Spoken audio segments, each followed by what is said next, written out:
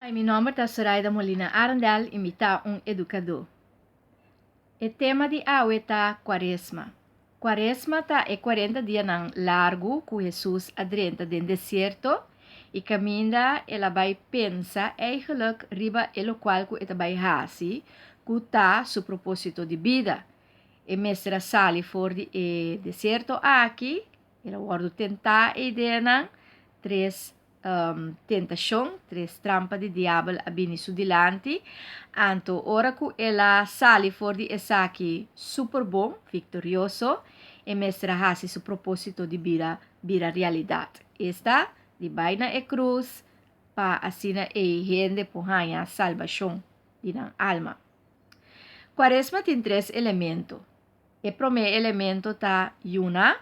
Essa aqui é hora que me conosco talaga los de cosnang conosco marana gele.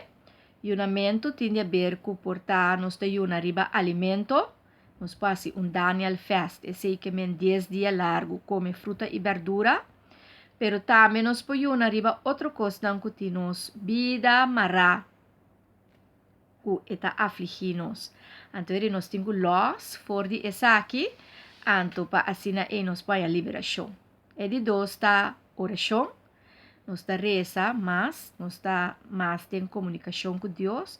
E reza porta palavra só, por exemplo, Senhor, danke, ou Senhor, ajuda-me. Palavra só, em qual nós está comunicar com Deus. Então, essa aqui, nós temos que optimalizar mais de temporada aqui. E é de três elementos, é elemento de duna. Nossa duna de nosso tempo, nossa energia, nossa duna de material que nós temos, nossa duna.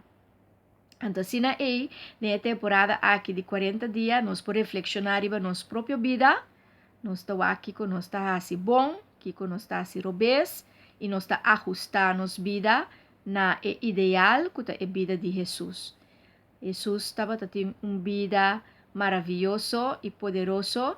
E essa aqui está ideal que nós por seguir e imitar, para assim nós por imitar sua ensinança, imitar o qual que está assim, sua actuação, imitar a maneira que está viva, então para assim nós por ter uma felicidade enorme de nosso coração, pero também no mundo aqui. Enjoy the journey.